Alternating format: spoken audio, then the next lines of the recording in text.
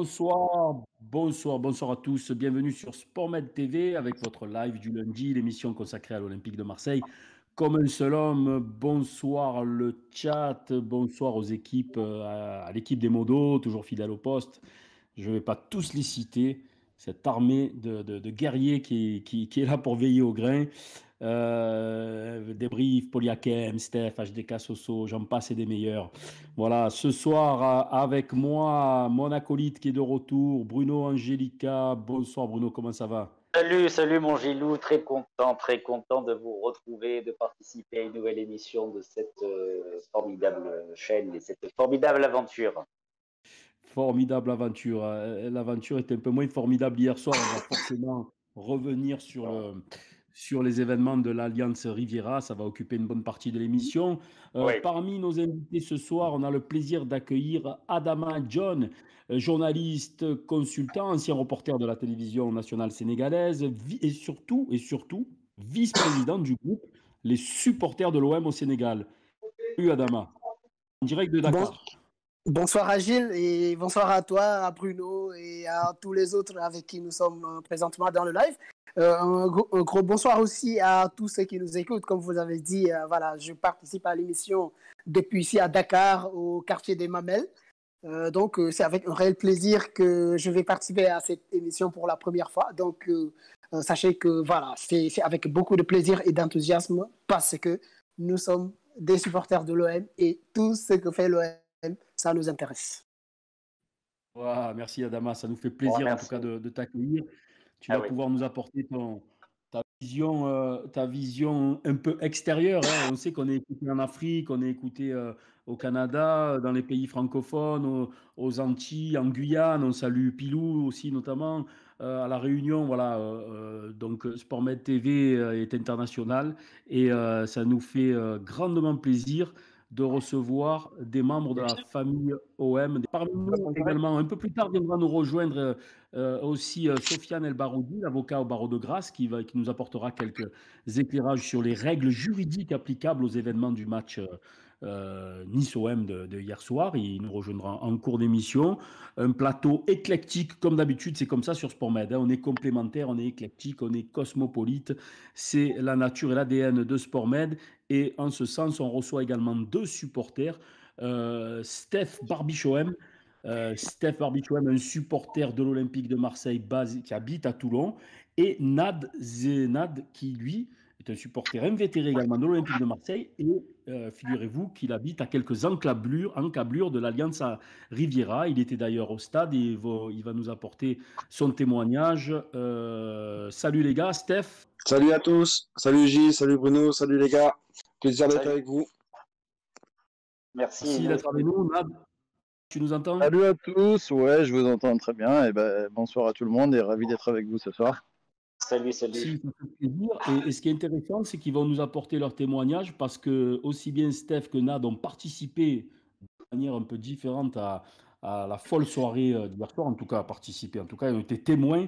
En ce qui concerne Nad, il était, je vous l'ai dit, à l'Alliance Riviera et il va pouvoir nous expliquer un petit peu, quand on va revenir sur les événements et sur le scénario de la soirée, il va pouvoir un peu nous expliquer ce qu'il a vu. Et Steph, quant à lui, quand il a vu ce qui se passait, et Steph qui est un habitué de la commanderie, avec Titi hein, notamment, quand il a vu ce qui se passait, et ni d'une ni de deux, il a pris ses affaires, il est descendu à la commanderie en pleine nuit et il nous expliquera la soirée, comment l'accueil du car du bus olympien, comment ça s'est passé, l'ambiance, etc.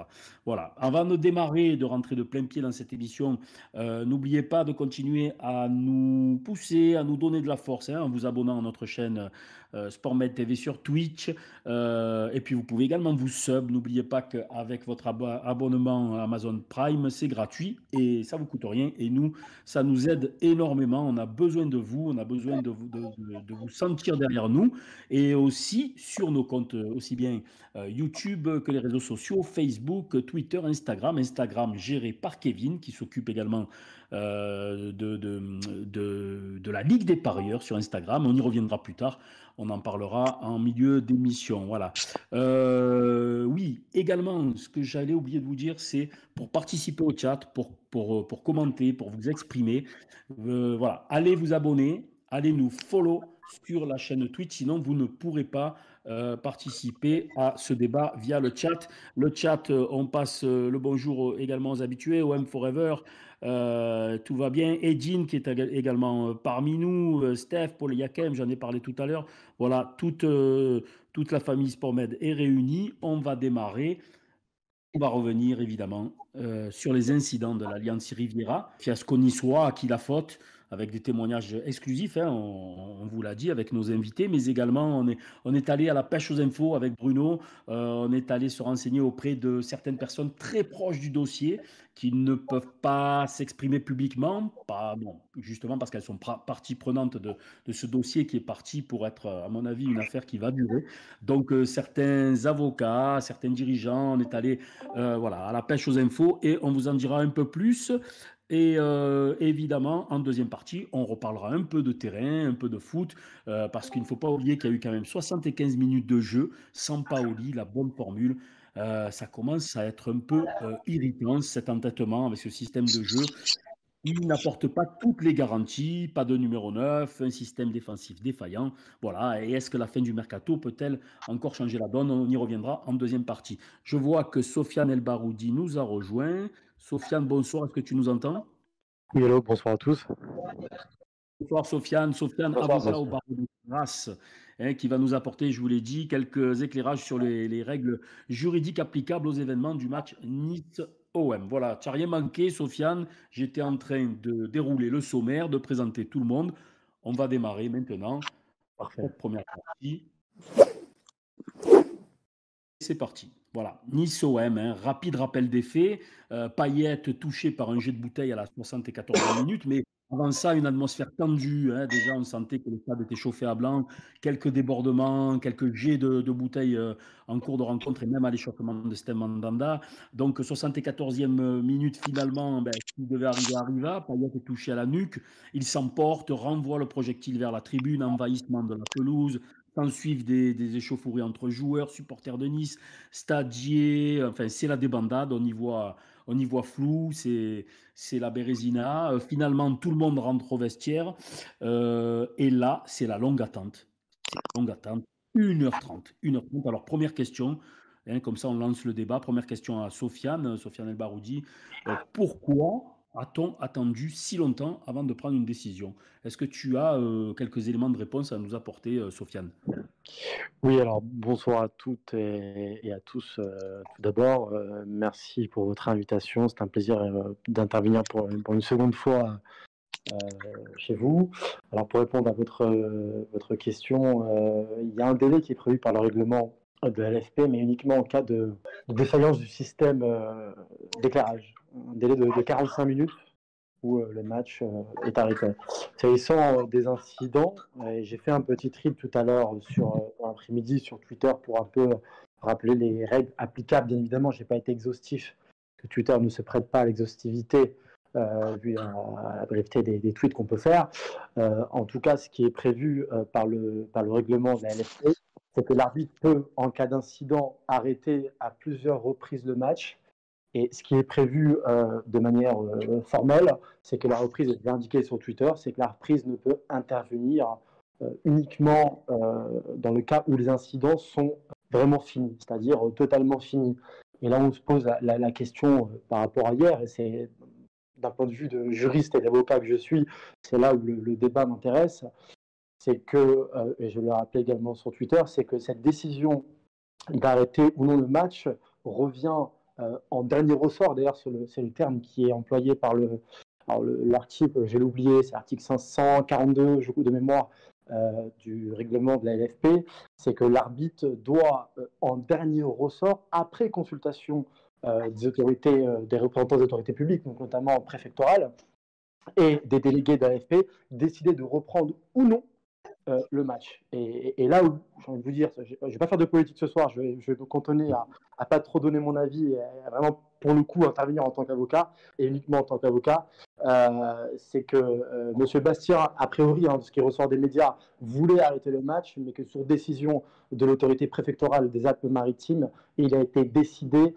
de continuer ce match, car le préfet et la direction départementale de sécurité publique craignaient une sortie massive des supporters niçois de l'Alliance Riviera qui ne pourrait a priori pas gérer. Et je termine juste par dire que les conditions n'étaient bien évidemment, je pense qu'on est tous d'accord ici, et toute personne douée d'un minimum de raison pourra bien évidemment le confirmer également, c'est que les conditions pour la reprise du match n'étaient bien évidemment pas réunies, dans le sens où le service d'ordre, les stadiers, et le service d'ordre de l'Olympique de Marseille, je pense qu'au Vélodrome peut-être ce serait passé un peu mieux, mais bon, qu'importe, le service d'ordre et les agents de sécurité de l'OGC Nice n'étaient pas en mesure de canaliser la foule qui descendait, a priori, je crois, de la tribune nord. Donc on ne comprend pas comment vraiment il y aurait eu une possibilité de reprendre le match. Et je l'ai lu beaucoup aujourd'hui sur Twitter, disons que l'Olympique de Marseille aurait égalisé. Qu'est-ce qui serait passé? Donc je pense que l'opportunité qui a été prise de poursuivre le match par la préfecture des Alpes-Maritimes et in fine de la Ligue, hein, parce que M. Bastien, même si c'est opposé, je pense que la Ligue aurait pu, même si bien évidemment après il y a la théorie des règlements bien évidemment, et puis quand le préfet vous dit on continue, ainsi que la sous-préfète de Grasse, on continue, et le préfet de Nice dit on continue parce que ça va être difficile de gérer un afflux d'un coup des supporters dans ces conditions. Bon, je vais dire que je comprends M. Bastien et la Ligue qui est au-dessus de lui, mais en effet, il y a des choses qui se sont passées hier qui bien évidemment ne sont pas satisfaisantes. Je vais donner la parole à Bruno parce que Bruno est allé à la pêche aux infos, il a recueilli quelques éclaircissements aussi très, très intéressants et on va voir qu'il y a deux thèses un peu qui s'affrontent, hein. Est-ce que c'est le préfet qui décide dans ces cas-là? Est-ce que c'est la Ligue et l'arbitre qui gardent la main? C'est un peu flou, on a l'impression d'une sorte de no man's land, hein, d'un vide juridique à ce niveau-là. Est-ce que c'est dû justement à l'interprétation du règlement, cette si longue attente, est-ce qu'elle est due justement à l'analyse du règlement? Toujours est-il que s'il y a bien un côté dans les protagonistes où on a été clair d'entrée, c'est du côté de l'Olympique de Marseille, hein. Nous, on a discuté rapidement avec des dirigeants de l'Olympique de Marseille et ils nous ont immédiatement fait part de leur intention de ne pas reprendre. Enfin, quand je dis immédiatement, c'est au bout de, allez, une dizaine de minutes après être rentré au vestiaire, on a eu des informations comme quoi ils ne reprendraient pas. Du côté de l'OM, on a toujours été très clair, hein. On n'a pas voulu, à aucun moment, on a voulu reprendre le match. On estimait que justement la sécurité n'était pas garantie.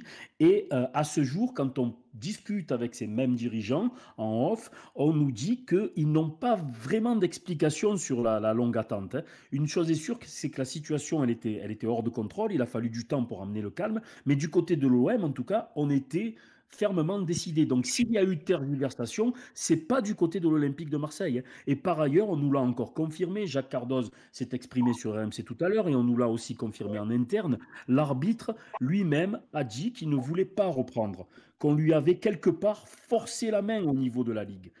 Reste à savoir qui a fait pression sur la Ligue. Est-ce que c'est la Ligue elle-même qui en a décidé ou est-ce que c'est la préfecture? Là, le doute subsiste. Bruno, toi, tu t'es rapproché de certaines personnes proches du dossier. Qu'est-ce que tu as pu en tirer de ton côté?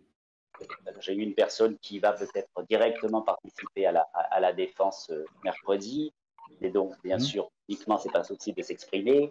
Donc, clairement, la décision a été clairement trop longue à tomber.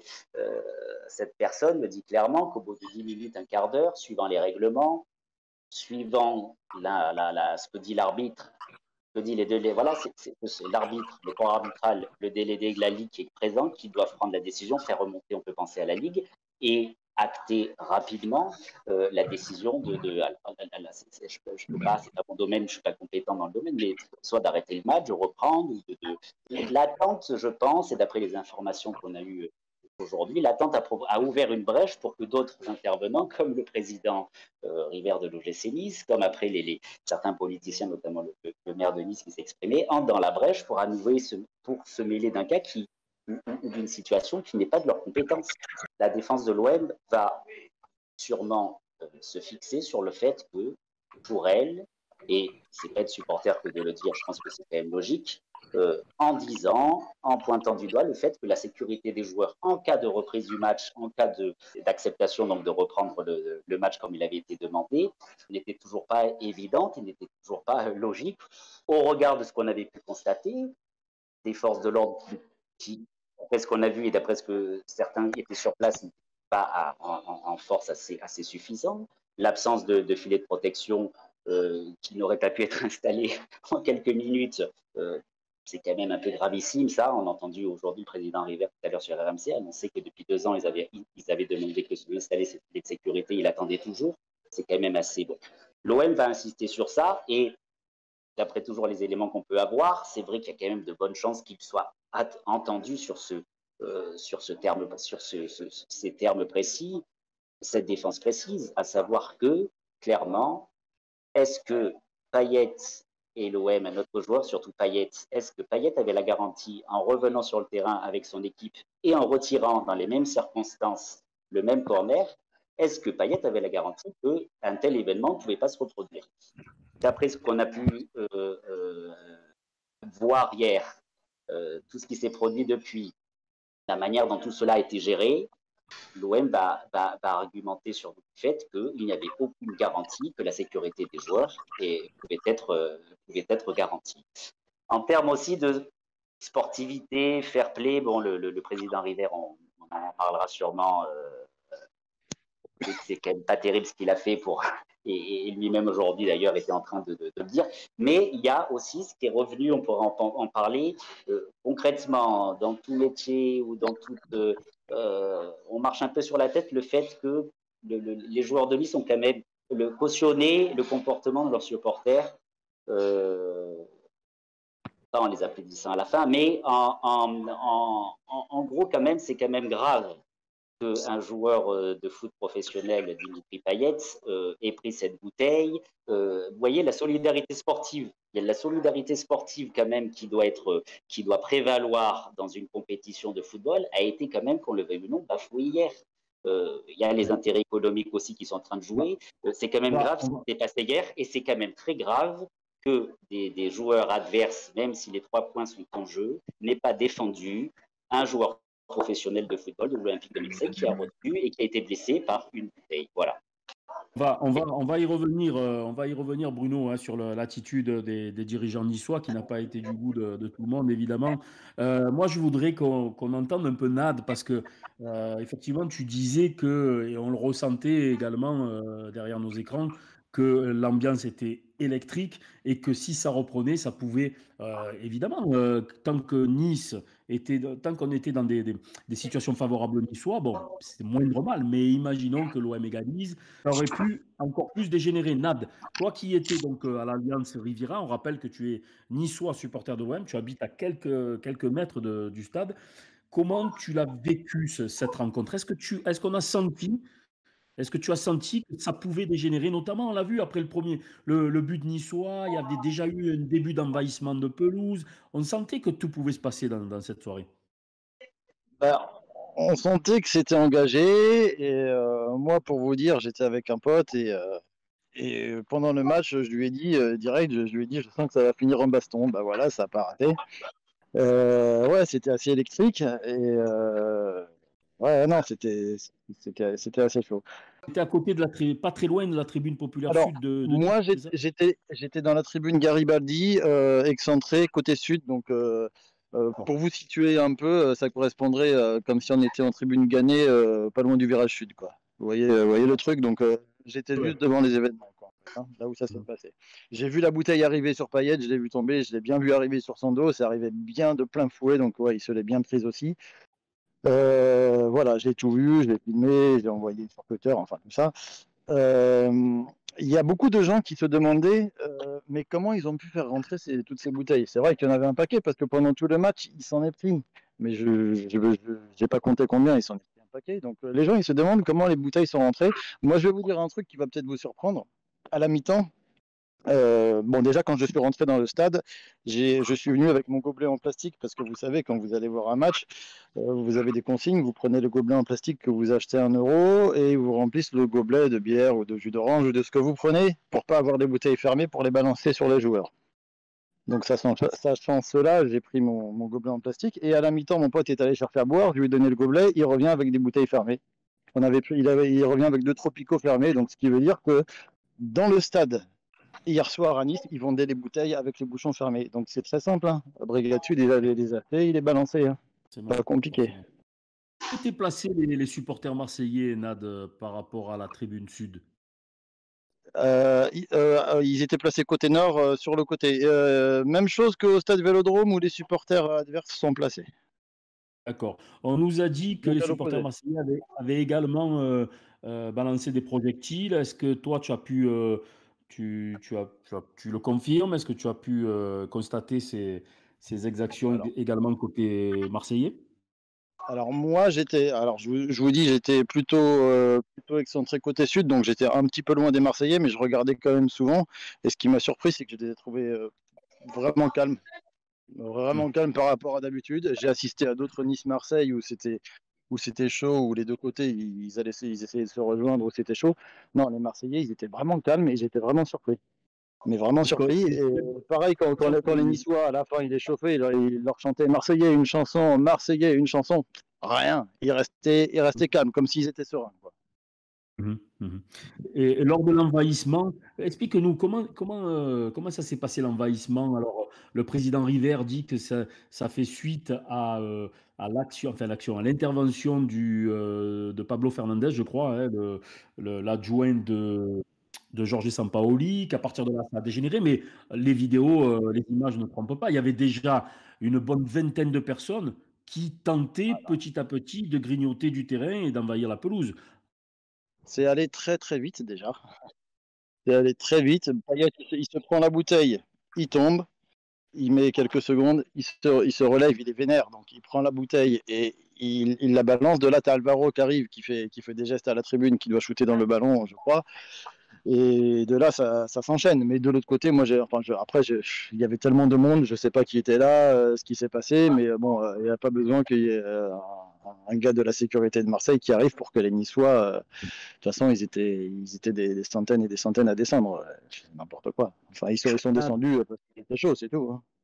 Question simple. Pour toi, y avait-il assez de stadiers, y avait-il assez de sécurité pour prévenir de ce genre de débordement ou surtout pour un derby, hein, on sait très bien que les Nice-Marseille, c'est toujours chaud, mais en plus, Nice-Marseille risque de devenir, comme on en parlait l'autre fois, un match de plus en plus de haut de tableau, puisqu'on sait que Nice se renforce et se structure au fil des saisons. Est-ce que pour toi, la sécurité, il y avait assez de sécurité présente au stade pour pouvoir prévenir ce genre de débordement?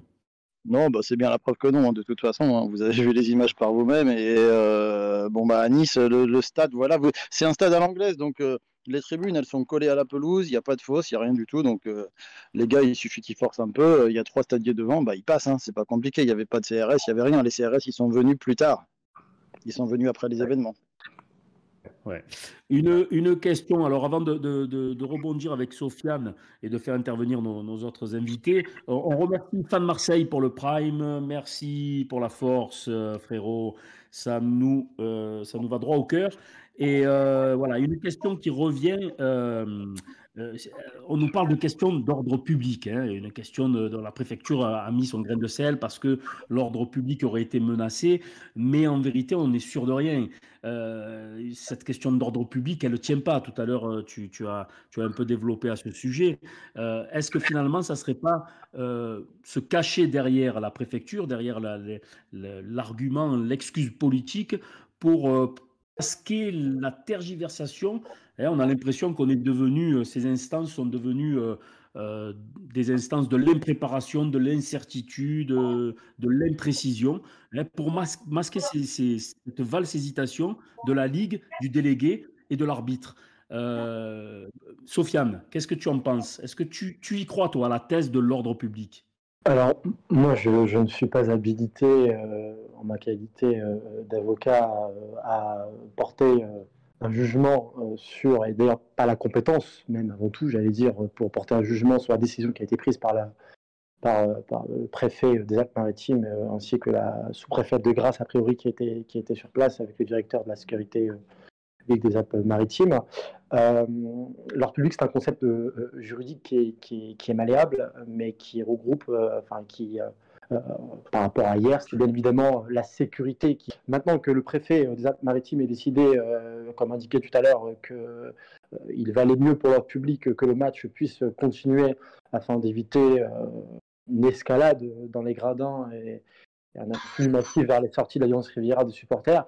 Ça peut être c'est une hypothèse qu'on peut j'allais dire comprendre, peut-être pas, qu'on peut essayer d'analyser, voir. Maintenant, moi, ma perception des choses, c'est que l'ordre public, il était bien évidemment celui qui devait en fait être le plus important à veiller. C'était bien évidemment celui qui était au sein du stade. Et comme indiqué, la reprise du match entre le GC Nice et l'Olympique de Marseille dans ces conditions, alors qu'il y avait, et là j'ose m'aventurer un peu, clairement je pense a priori peut-être sous-effectif au niveau, peut-être pas des sous-effectifs, mais en tout cas des stadiers et des agents de l'ordre de l'OGC Nice qui étaient complètement dépassés par les événements.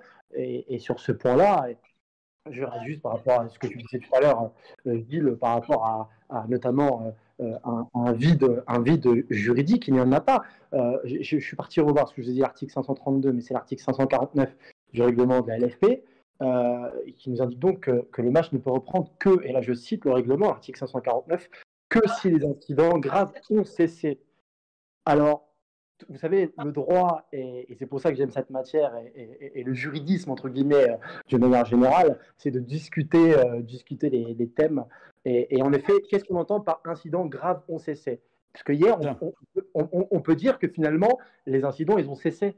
Vous voyez, une fois que les supporters sont remontés, est-ce qu'ils ont cessé? Moi, je ne pense pas que ce soit l'esprit de la lettre. Bien évidemment que les incidents n'ont pas cessé, parce que, vous l'avez encore dit, qu'adviendrait-il du match et de la sécurité à la fois des joueurs de l'Olympique de Marseille, mais aussi de ceux de l'OGC Nice, j'allais dire de l'ensemble des personnes, d'individus qui étaient de ce stade hier, s'il y avait un but de l'Olympique de Marseille ou autre, ça on ne le sait pas. En tout cas, pour répondre, et j'en finis par là, il n'y a pas vraiment, il n'y a absolument pas de vide juridique. Il y a une discussion que les personnes, mes confrères notamment, pourront discuter mercredi devant la commission de discipline de la LFP à Paris. Les choses me paraissent quand même assez simples à entendre. Les deux positions à la fois du préfet et de l'Olympique de Marseille, qui moi me paraît bien évidemment juridiquement la plus assise, dire qu'on arrête le match parce que les conditions de sécurité ne sont pas réunies. Maintenant, chacun bien évidemment apportera ses éléments. Bien évidemment que le GC Nice se rangera derrière la décision des autorités préfectorales. Et excusez-moi, je rebondis juste parce que c'était vraiment ce que je voulais vous dire tout à l'heure. Non et non. La décision, elle appartient à l'arbitre. In fine. Parce qu'en fait, l'article 549, il ne dit pas que le préfet doit prendre avis auprès de l'arbitre pour prendre des décisions. L'article 149 du règlement de la LFP nous dit que l'arbitre doit prendre attache avec les services de l'État et avec les délégués de la LFP pour prendre sa décision. C'est lui qui prend cette décision. Il n'y a pas de vide juridique, les choses sont claires. Juste une question, je rebondis sur une question du chat, enfin une remarque du chat, parce que ça c'est la loi. Après, il y a la loi, l'interprétation des lois, parce que les règlements sont clairs. Le problème, c'est comment on les interprète dans des cas bien particuliers. Irlandais 13 dans le chat qui nous dit « Les vieilles hautes sphères politiques niçoises ont fait ce qu'il fallait pour relancer le match ». Est-ce qu'on peut imaginer des pressions, même si le mot de la fin revient aux instances déléguées, mais est-ce qu'on peut imaginer que des pressions politiques aient pu infléchir les décisions justement du délégué? Bon, moi je pense qu'il faut tout de même raison garder. On parle d'un match de football et peut-être pas tomber dans le complotisme. Après qu'il y ait des pressions politiques, c'est vieux comme le monde, que ce soit à Nice, à Marseille ou à Paris. Marseille ne va pas donner de leçons à Nice quand même sur les pressions politiques. Et étant un fan de l'OM, vous l'aurez bien compris. Je ne pense pas qu'on doit se situer sur ce terrain-là, de dire que les hautes instances politiques niçoises, M. Estrosi ou M. Ciotti ont donné leurs directives. Je pense pas. Moi, je pense vraiment, et je suis, vous savez, très critique en temps normal, mais je pense vraiment que le préfet a voulu prendre la meilleure décision possible, que M. Bastien, je pense, a été vraiment, je ne le connais pas bien évidemment, mais a été, je pense, dépassé par les événements et qu'il s'est rangé. Et d'ailleurs, vous savez, c'est exactement le premier, comment dirais-je, c'est pas le premier article, aidez-moi, la première réaction de la LFP le communiqué de la LFP de ce jour, on a eu deux. Le premier de ce matin, en fait, il était indiqué que bien évidemment la LFP se rangeait comme d'habitude, plus ou moins derrière. Il y a déjà une espèce de défense de la LFP qui dit que finalement, nous, on a suivi le préfet. C'est pas ce que dit l'article. Maintenant, bien évidemment que si le règlement de la LFP permet et même oblige d'ailleurs, c'est pas juste l'arbitre doit prendre attache avec les autorités préfectorales et représentants de l'État de manière générale, c'est que bien évidemment que l'arbitre ne peut pas prendre sa décision seul, mais c'est lui qui prend la décision. Vous voyez, c'est qu'il doit prendre avis, mais c'est lui qui prend la décision. Maintenant, je ne pense pas, comme indiqué initialement, je ne pense pas qu'il faille tomber, bien évidemment, pardonnez-moi, dans un complot politique. Ça reste un match de football, avec bien évidemment des conséquences pas dramatiques, et tant mieux d'ailleurs. Il y a des choses qui n'ont pas été belles. Il y a eu les blessures de joueurs marseillais. Aussi, du côté niçois, il y a également eu des blessures. Il faut aussi le dire. Hein. On peut parler bien évidemment de l'origine des violences, mais il y a eu des victimes collatérales, parce que certains membres du staff niçois, ou je pense, n'ont rien demandé à personne. Il y a eu des difficultés aussi de ce côté-là. Donc je pense qu'il faut raison garder, demeurer objectif pour analyser la situation. On finit de manière assez rapide avec Sofiane sur cette partie un petit peu technique. Ensuite, on va parler un peu de comment ça a été perçu à l'étranger. Je sais que tu voulais revenir avec Sofiane. Allez, on essaye d'être... Et les infos qu'on a eues aujourd'hui, le ressenti qu'on a, c'est que la question sportive et la question du règlement auraient dû prendre le pas, ou doit prendre le pas dans ces cas-là, sur toute autre question. Donc, comme l'a très bien dit Sofiane, l'arbitre, les assistants, le délégué de la LFP auraient dû avoir la priorité pour affirmer leur décision. Le sportif a été un peu oublié, comme l'a été oublié le règlement dans ces cas-là. On a pu le voir aussi, la façon journalistiquement donc, a été traitée la soirée, c'est quand même assez hallucinant. Le règlement n'a pas été assez expliqué aux gens, assez dit. Et ce que Steve Mandanda, je termine sur ça, a très bien exprimé aujourd'hui, c'est que ni le préfet, ni les autres autorités qui n'ont pas vécu ce qu'ont vécu les joueurs sur le terrain, ce qu'a vécu l'arbitre, ce qu'a vécu les assistants sur place, ne peuvent avoir le même ressenti sur la dangerosité ou non de reprendre. Donc, le sportif devait être placé au cœur de la décision. Et ce qu'on peut constater, c'est que ça n'a pas été le cas hier soir. Voilà. Ouais, Sofiane, tu veux rebondir là-dessus ? Oui, je vais rebondir et je vais devoir vous laisser, malheureusement. C'est un plaisir de et on termine là-dessus, après on te libère. Allez, vas-y. Oui, alors voilà. Bon, pour rebondir, moi, je vais juste un peu revenir sur ce que risque. C'est pour ça que d'ailleurs que j'ai eu l'invitation, ce qu'on m'a proposé, c'est ce que j'ai repris. Hein.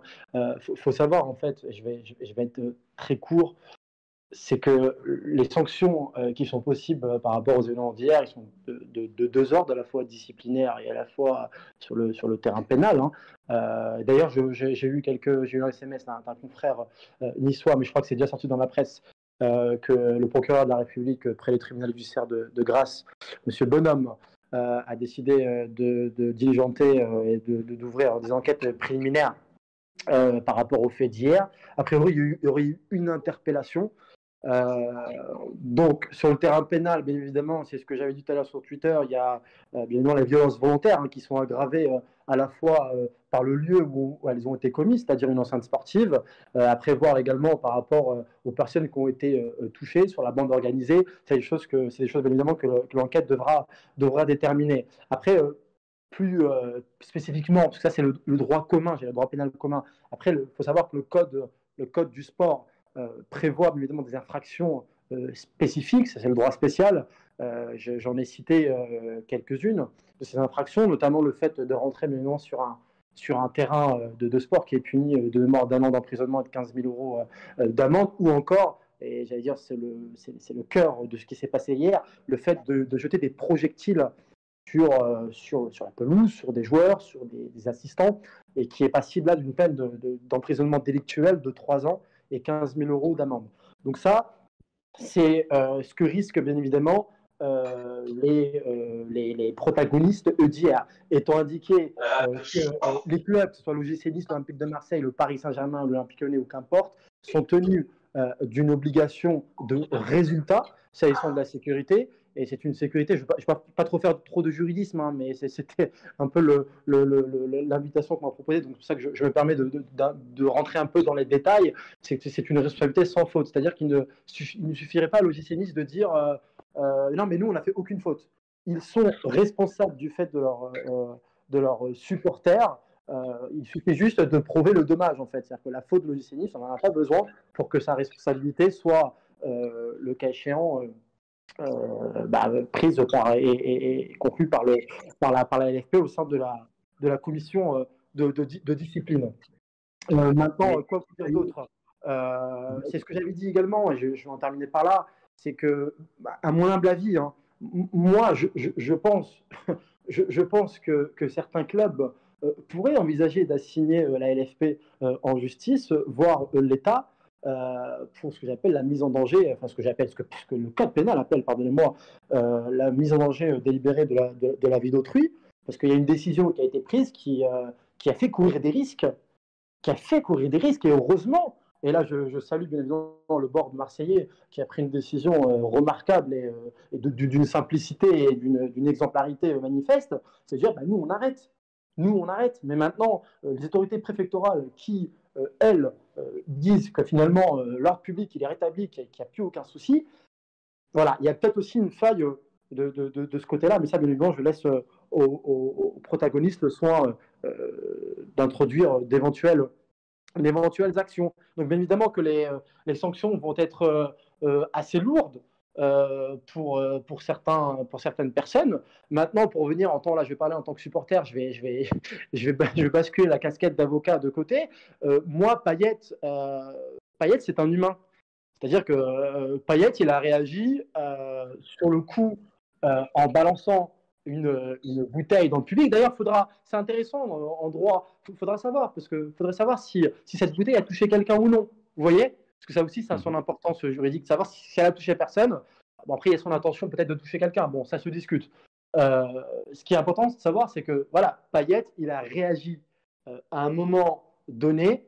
Et vous verrez que tout de suite après, d'ailleurs, on le voit sur les images, hein, parce que 2-3 minutes après, il essaye de calmer M. Sampaoli en lui indiquant et en intimant l'ordre à ses coéquipiers d'arrêter tout de suite, de se taire, de se calmer. Vous voyez? Donc il faudra aussi parce qu'il y a un principe en droit qu'on appelle le principe de la proportionnalité, qui est applicable aux procédures disciplinaires, c'est que la sanction doit être proportionnelle à chacun et à chaque fait. Payet ne pourra pas prendre, je m'avance, hein, mais Payet ne pourra pas prendre 4, 5 ou 6 matchs. Ça serait disproportionné. Voilà. Maintenant, chacun devra répondre de sa responsabilité et nous verrons bien évidemment à partir de mercredi lors des convocations ce qu'adviendra de ces malheureux incidents. Premiers éléments de réponse mercredi. Sofiane, merci beaucoup pour ton intervention qui nous a éclairé sur pas mal de points juridiques. C'est assez complexe, assez technique. Alors c'est vrai que pour nous, le commun des mortels, c'est des choses qui nous paraissent assez sont un peu étrangères, mais c'est toujours intéressant d'avoir l'avis d'un expert, d'un spécialiste. Sofiane El Baroudi, avocat au barreau de Grasse. Merci beaucoup, Sofiane, d'être passé. Tout à fait. Je vous remercie. Merci pour votre invitation et au plaisir de vous retrouver. Allez, on se dit à bientôt. Bonne soirée. Merci, Sofiane. Bonne soirée à tous et allez l'OM. Je ne peux pas terminer que comme ça. Voilà. Ouais, bien sûr, au revoir. Ça va de soi. Allez, on va cette fois rebondir du côté de Dakar. Adama, est-ce que tu nous entends? Adama, moi j'ai une question à te poser. Comment vous avez vécu, vous, vu de loin comme ça, derrière votre écran, je suppose que vous étiez réunis, comment vous avez vécu la soirée et quel regard vous portez sur la manière dont ont été gérés les événements? Oui, merci Jules et encore bonsoir à tout le monde. Et j'ai écouté quand même mes prédécesseurs avec beaucoup d'intérêt et sincèrement les explications de Sofiane, dommage il est parti, mais franchement il a mis beaucoup de lumière par rapport à beaucoup de zones d'ombre que j'avais, notamment sur l'aspect juridique, etc. Et aussi sur les faits qui ont été relatés tout à l'heure par Steph. Ça a été hyper intéressant. Bon, avant de répondre à ta question, je voulais juste faire un clin d'œil aux supporters de l'OM au Sénégal parce que, voilà, ils sont peut-être certains parmi eux sont en train de nous écouter. Ici, Marseille est très bien suivi. Il y a beaucoup de supporters de l'OM au Sénégal et il y a au moins 3 groupes de supporters, dont les supporters de l'OM au Sénégal. Il y a aussi l'OM 221 et il y a aussi l'association des Marseillais du Sénégal, AMS, qui représente officiellement OM Nation Dakar. Donc, à tous ces groupes-là, je tenais à faire un clin d'œil pour vous dire que, comme un seul homme, ici au Sénégal aussi, c'est la même chose. Nous supportons tous l'OM et quoi qu'il advienne, on est toujours derrière l'équipe. Voilà, pour ce qui est des faits qui se sont passés hier, sérieusement, c'est vrai que ça a été assez surprenant. D'une part, en ce sens que, voilà, lorsque l'OM jouait justement à l'Alliance Riviera, on se disait que avec tout le temps que les supporters sont restés justement sans aller au stade et que, voilà, à la faveur des passes sanitaires, que justement ces supporters aient l'occasion de revenir dans les stades, comme ça s'est fait dans tous les grands championnats européens, en Angleterre, en Allemagne, Espagne, etc. Peut-être que ça devrait, normalement, ça devait quand même se passer de la manière la plus normale du monde. Mais malheureusement, on s'est vu que, voilà, par rapport à cet incident, bien entendu, je pense que Sofiane l'a évoqué tout à l'heure, Payet, avant, il est footballeur de l'Olympique de Marseille, mais avant d'être footballeur aussi, c'est un être humain. Et peut-être, moi, à la décharge de Dimitri, ce qui est remarquable, c'est que les jets de projectiles, ce n'était pas le premier jet que Dimitri et ses coéquipiers recevaient. Ça a commencé bien avant, avec l'échauffement, et ensuite, en première période, ça a continué à la pause, quand ils sont revenus à chaque fois qu'il y avait un corner côté marseillais, sur le COP des Niçois, c'était tout le temps la même chose. Il y avait des jets de projectiles, ça et là, et à un moment donné. Oui, allez-y.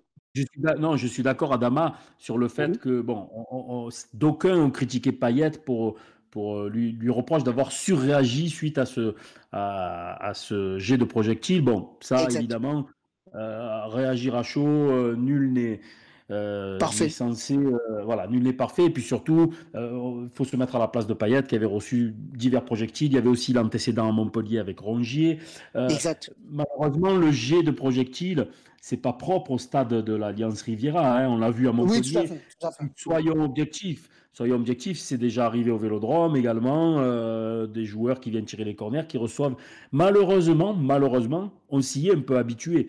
Mais l'envahissement du terrain, c'est ça le plus grave. Enfin, le plus grave. Oui, en tout cas, c'est quelque chose qu'on n'a pas l'habitude de voir. C'est quelque chose qui est quand même assez rare.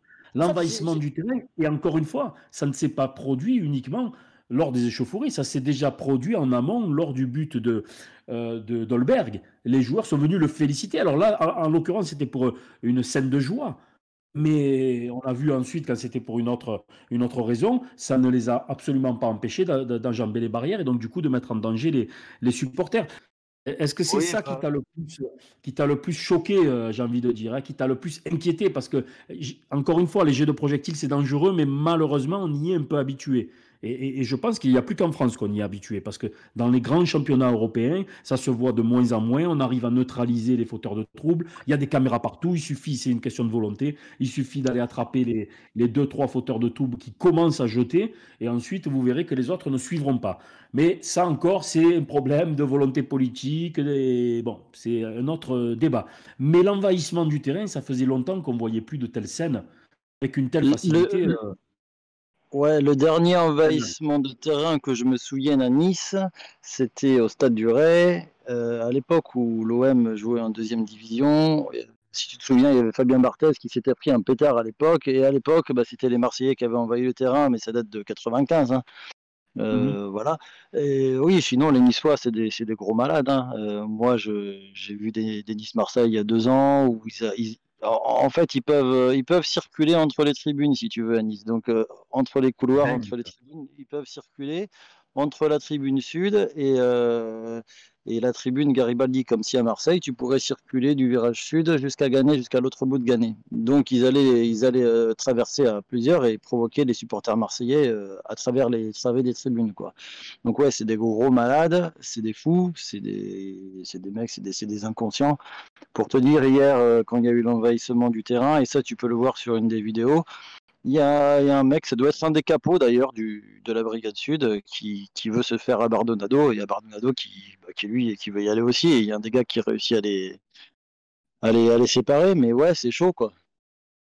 C'est Ouais, chaud. ouais, c'est chaud. Et en plus, on sait malheureusement que dans cette tribune, l'ancienne BSN, hein, la Brigade Sud à Nice, au Stade du Ré, aujourd'hui, Tribune Populaire Sud, on sait que souvent, il y a des gens qui appartiennent à des groupuscules nauséabonds. On ne va même pas les citer parce qu'ils ne méritent même pas Ouais, il y en a pas mal. notre publicité, mais il y en a pas mal. Il est Bon, 21h54. je te rassure, il n'y a pas que ça. Faut pas faire de généralité non plus. Mais c'est vrai qu'il y en a, Non, il y en a quand même une bonne partie. Et bon, après, moi, j'ai aussi des collègues qui y vont, hein, qui sont pour Nice, qui sont pas du tout d'extrême droite ou quoi. Mais c'est vrai qu'il y a quand même un gros noyau d'extrême droite, malheureusement, quoi.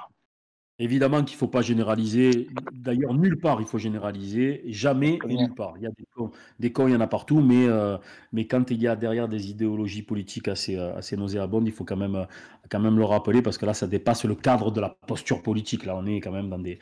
Voilà, on a vu certains drapeaux, certains signes, certains emblèmes qu'on n'avait plus vus depuis un moment.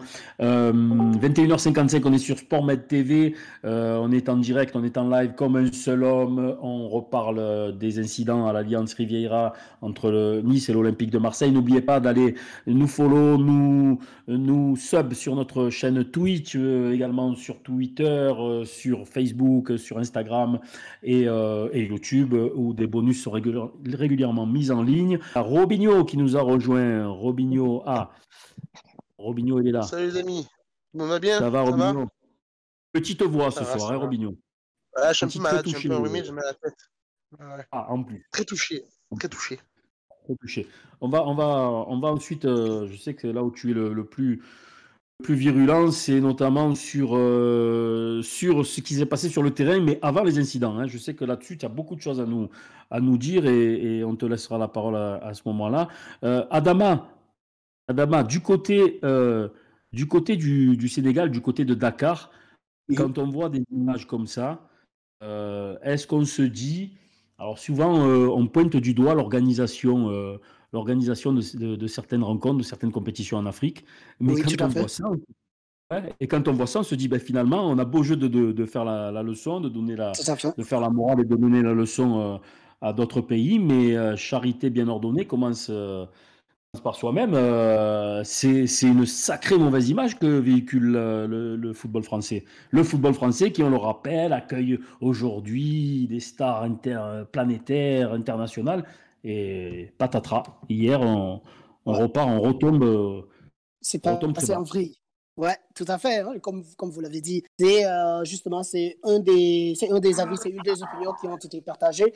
Du genre, peut-être aujourd'hui, on voit des faits qui se sont passés, par exemple, en France, qui, si c'était dans un pays africain, peut-être on aurait pu rester là à dire que oui, on ne voit ces choses-là qu'en Afrique. Et c'est pour vous dire justement que, bien entendu, ça a surpris plus d'un, en tout cas ici. J'ai eu la chance d'être dans des forums de journalistes sportifs africains.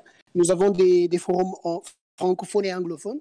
Et dans les discussions tout au long de la soirée, après le déclenchement des événements, la plupart du temps, les gens parlaient un peu plus de cela. Du genre, par exemple, pourquoi, après tant de mois que les gens sont restés sans pouvoir aller au stade, pourquoi ils détruisent tout.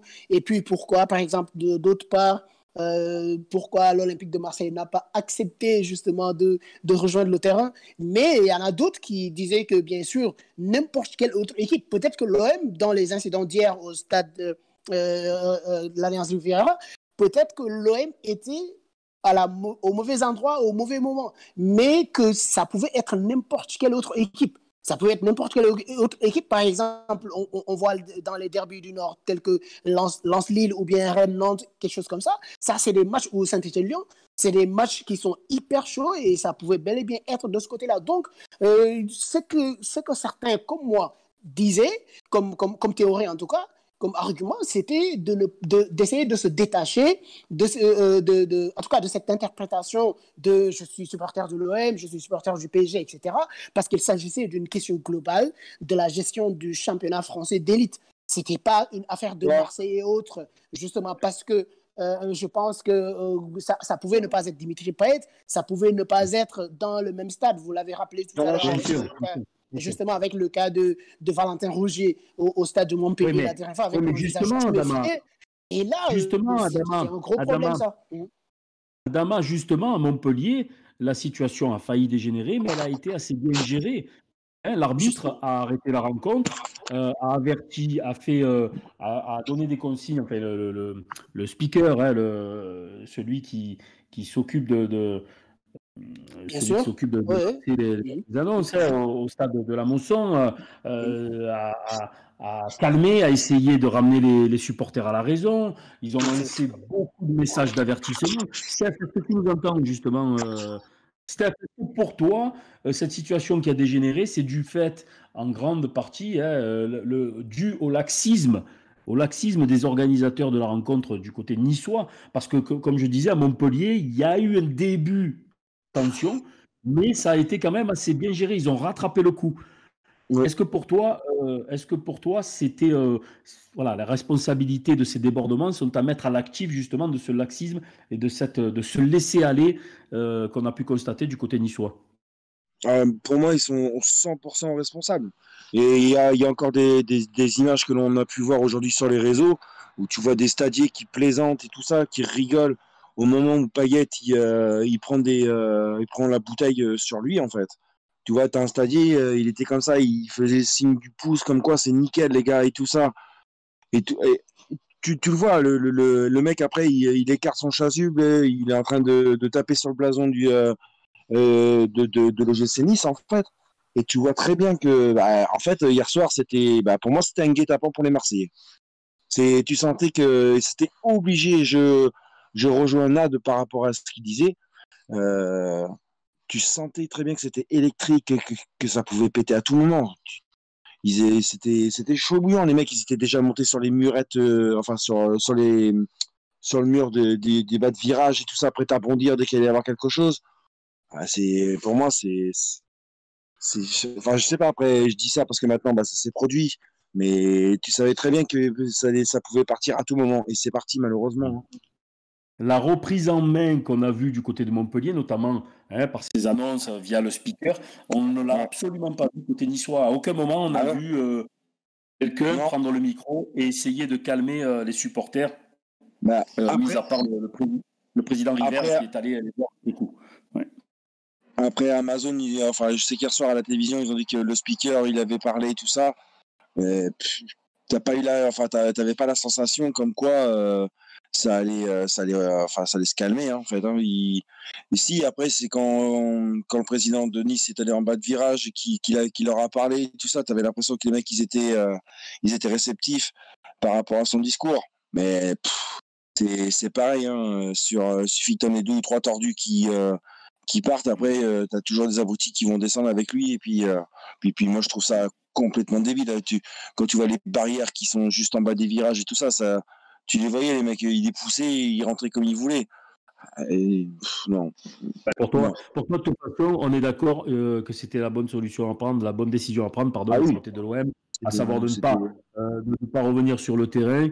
On a vu déjà à Montpellier, il y avait eu un premier avertissement avec la blessure de Rongier. C'est vrai que la blessure de Rongier, il faut préciser quand même que ils ont continué à jouer malgré la blessure, malgré sa blessure. C'est quand même assez...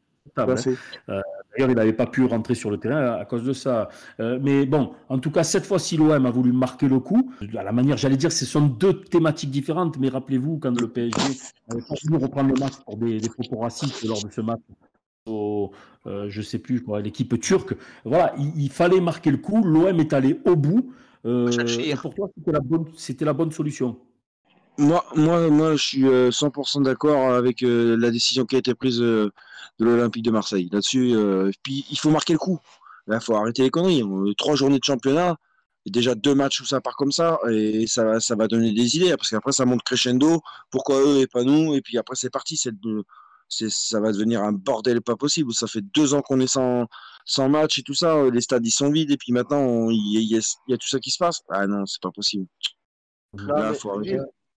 Alors, je te donne la parole, Robinho. D'abord, je remercie Maxime Renoir pour le Prime. Merci beaucoup, Maxime. Ça nous va également droite au cœur. Ouais, Robin, tu voulais réagir et moi j'aimerais que tu réagisses également parce que, bon, ok, Niçois sont responsables, on a bien compris, c'est eux les organisateurs de l'événement, c'est eux qui nous reçoivent, ils doivent assurer la sécurité de l'équipe adverse et de leurs hôtes. Ok, pas de souci là-dessus. Mais quand même, essayons d'être un peu objectifs. Est-ce que de notre côté, du côté de l'Olympique de Marseille, il n'y a pas eu certains comportements qui ont attisé, qui ont mis un peu de l'huile sur le feu, quelques comportements inutiles qui auraient pu être évités? Robin.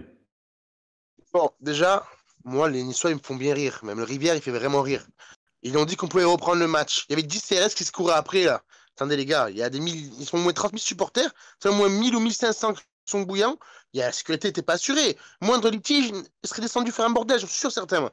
Ils auraient été débordés, les CRS. Après, concernant notre point sur nous, le problème qu'il y a, voilà, c'est que Payet, il a pété les plombs, mais je le comprends, c'est humain sur ce côté-là. Après, c'est vrai que oui, Sampaoli et compagnie, il est ultra chaud, lui, il va pas finir la saison, hein, je vous le dis. Hein. Tu ne trouves pas que c'était un peu long? Ouais, il abuse un peu. Il abuse un peu, j'avoue qu'il abuse un peu. On peut excuser une réaction à chaud comme celle de Payet, comme celle d'Alvaro. Bon, sur le moment, ils viennent réagir, ils viennent défendre. Tout se fait dans la précipitation, à chaud, sous l'émotion. Mais quand on voit un Sampaoli qui continue à vouloir en découdre quasiment 1 heure après le déclenchement des incidents, quand on le voit devant les caméras de Prime Video, dans les couloirs, en train d'essayer d'être retenu par 2, 3 stadiers et en train d'essayer d'aller en découdre, est-ce que finalement on ne se dit pas que là, à vouloir un peu trop allumer l'incendie, après les retours de flammes peuvent être dangereux quand même? C'est ce que je pensais aussi là. Au bout d'un moment, bon, c'est passé, c'est passé. Maintenant, après, il faut se calmer. Vous rentrez pas sur le terrain, ils sont partis à la douche et vous rentrez à la maison, les gars. De toute façon, c'est pas possible de reprendre le match dans ces conditions. Donc, au bout d'un moment, il faut à la fin, il faut se calmer. Maintenant, c'est bon. Ouais, c'est grave ce qui s'est passé. Je suis d'accord. Ouais, c'est inadmissible. On se fait massacrer et tout. Il n'y a pas de sécurité. Mais quand c'est passé, rentrez à la maison, les gars. Vous voyez comme ils ont fait. Prenez le bus, on rentre, les gars. Et puis après, il y a un match retour. Hein. Faut pas qu'ils aient la gastro, hein, qu'il faut venir chez nous aussi. Hein. C'est toujours pareil. Hein. Comme disaient les Bastiers. Ils disent ça aussi. Hein. Ouais. Pas avoir le rhume. Hein. Steph, raconte-nous un peu ce retour du bus à la commanderie. Qu'est-ce qui s'est passé? Allez, toi, tu habites à Toulon. À un moment donné, tu te dis, allez, je prends ma bagnole, je descends à la commanderie, je vais accueillir les joueurs et raconte-nous un peu l'ambiance. Et on va conclure sur cette première partie, là, on va conclure là-dessus. Bah écoute, la fin de match, je l'ai vécu, ça commençait à me monter, un peu, tu vois. Puis putain, mais je me suis dit, putain, c'est pas possible. On peut pas laisser les joueurs se faire marcher dessus comme ça. Putain, ils se sont fait bouger, mais comme des malpropres. Bon, enfin bon. Après, j'ai dit, bon, allez, je tente le coup. Ouais, j'ai dit, ils vont arriver sur les coups de 2 heures, 3 heures. Allez, je dis, il était quoi? Quand j'ai coupé la télé, il était quoi, 1 heure à peu près? Parce que après, j'ai zappé, j'ai regardé un peu de quoi ils parlaient sur les autres chaînes et tout ça. Ah, j'ai dit, c'est bon. Quitte, j'y vais demain matin. Allez, je dis, allez, ben, je ferai une micro-sieste dans la voiture et puis, allez, j'y vais. Donc, je suis descendu dans ma petite pièce, j'ai fait une petite bâche. Force à vous pour leur faire un petit message, tu vois, de soutien, tu vois, que quand ils arrivent à la com, ils aient un petit truc qui les marque, tu vois. Et j'ai pris la route. Et puis, je suis arrivé là-bas. Oh, quand je suis arrivé là-bas, j'ai vu le monde. Bah. J'ai dit, c'est pas possible. Mais il y avait quoi? Il y avait une 50aine de personnes déjà. Ça tapait le tennis ballon et tout ça. Tout le monde parlait du match. C'était bien, bien, bien chaud. Bon, bah, j'ai dit, c'est bon, hein, quand ils vont arriver, ils vont être contents, tu vois. Ils vont voir que les Marseillais les lâchent pas. Tout le monde est avec eux et tout ça. Ça va vraiment leur faire du bien, tu vois, au moral. Bon. Bah, après, je suis arrivé, j'ai sorti mes bâches, alors tout le monde m'a regardé. Oh putain! Et puis bon, bah, les mecs, ils étaient surpris, mais en même temps, tu vois, ils m'ont fait plaisir parce qu'ils me disent, ouais, t'assures, sans déconner, putain, franchement, c'est bien ce que t'as fait et tout. Tu vas leur passer le message, ça va leur faire du bien. Et puis les mecs, tu vois, sans rien leur demander, tout le monde est venu avec moi, tout le monde est venu m'aider à les accrocher sur les barrières, tu vois. Et tout s'est super bien passé. Et après, bah, l'attente, elle était là, tu vois. Et il y en a qui avaient prévu les fumis, comment dire, les petits. Les barres de feu d'artifice. Ouais. Et après, Et bon, l'ambiance de victoire, ça nous a rappelé l'ambiance voilà, qu'il y c'est avait eu ça. au retour des Minots lors du match nul héroïque au Parc en 2006. Toute proportion gardée, évidemment, c'est pas le même Ouais, contexte. voilà, Alors, tout à fait.